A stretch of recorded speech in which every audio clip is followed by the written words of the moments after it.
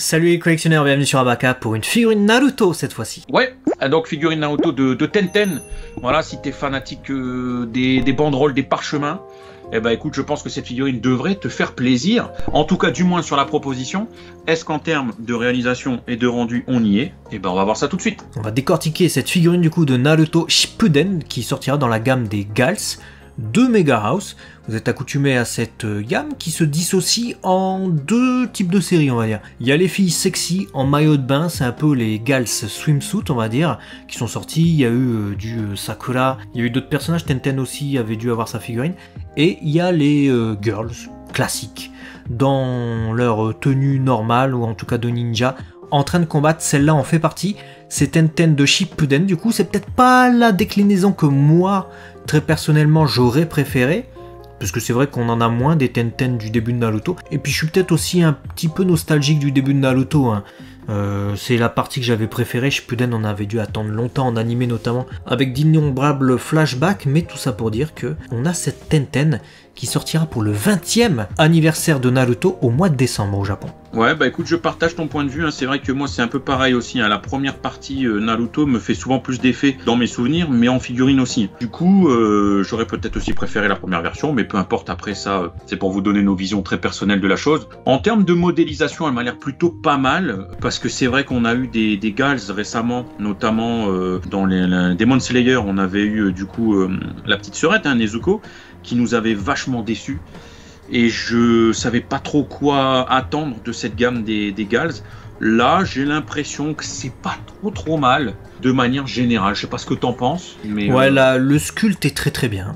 Clairement, on est sur une petite œuvre d'art, on va dire, en termes de sculpte. Hein. Alors, on va peser nos mots, évidemment. Mais ça reste Mega House. Ils savent faire. Je veux dire, elle repose sur une boule là, avec des pics, je sais plus comment ça s'appelle, une de ses armes, parce que sa spécialité c'est justement d'ouvrir des parchemins et de balancer 101 armes en même temps. Donc c'est bien fait, le sculpte est également très beau, hein, avec ce vêtement, ces plis, ci et là, ce parchemin qui vient s'enrouler tout autour de la figurine. Et également la qualité différence entre les différents tissus, hein, c'est-à-dire entre le pantalon, c'est pas le même tissu clairement que le haut, c'est pas le même tissu que les gants.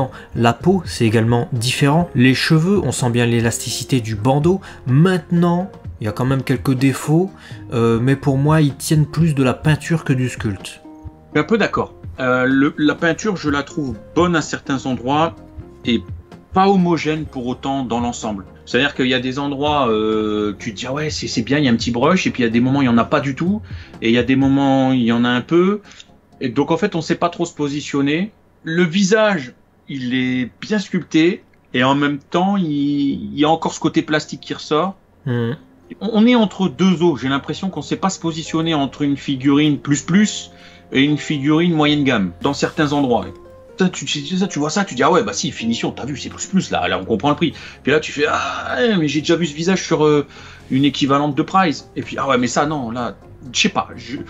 C'est ça qui me dérange en fait sur cette figurine. Si vraiment on devait être tatillon, c'est ça. C'est le côté on sait pas trop se positionner sur la nature de la gamme, et est-ce que ça justifie son prix en fait du coup. Ouais, bah pour moi ça justifie clairement pas son prix. Tous les prix sont en train de grimper du côté des figurines au Japon. Mega House suit le move, hein. À la base ils avaient une gamme de Gals qui était aux alentours des 70-90 euros on va dire. Là on est sur du 170 plutôt, donc on est sur le double. On a totalement doublé et c'est hors frais, hein, le prix que je vous donne, puisque c'est 20 680 yens, ça doit faire à peu près ce que je vous ai dit, hors frais. Les précommandes ont été ouvertes là début septembre pour une sortie au mois de décembre. Je sais pas si ce court laps de temps d'ici décembre permettra des modifications, mais là pour l'instant sur le visage effectivement je suis pas fan de la bouche. Qu'est-ce que c'est que ce creuset, cette peinture là, c'est pas digne d'une figurine qui va coûter 200 balles avec les frais de port. Les cheveux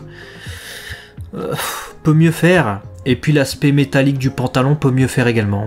Moi je pense que de mon point de vue, la peinture gâche un peu le truc. Il devrait faire appel vraiment à un peintre qui améliore et qui rend un peu de cachet, un peu d'aspect premium à cette figurine, parce que le sculpte est bien, je pense. Ouais, je suis d'accord. Je suis d'accord. Moi, je trouve que les prix commencent à péter des câbles dans tous les côtés. On s'en sort plus, nous les collectionneurs. Et je pense qu'arrive un moment donné, si on peut faire l'effort de se dire, allez, je vais claquer 170 balles pour une figurine, parce que ça reste un effort, hein, sauf si t'es chirurgien ou footballeur.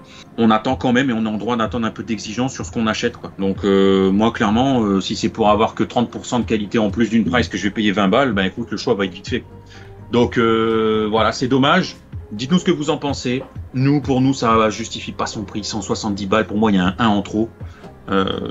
Donc, voilà. Je peux rien vous dire de plus, si ce n'est s'abonner, partager et rejoindre la chaîne du Petit Singe. Voilà, la chaîne du Petit Singe qui vous tiendra informé des sorties figurines. Sachez que c'est décembre au Japon pour cette figurine, mais ça sera début 2023 pour les boutiques françaises pour l'arrivée de cette Mega House. A très vite en tout cas sur Abaca, la chaîne des collectionneurs. On vous fait des bisous, c'est bien, j'aime bien.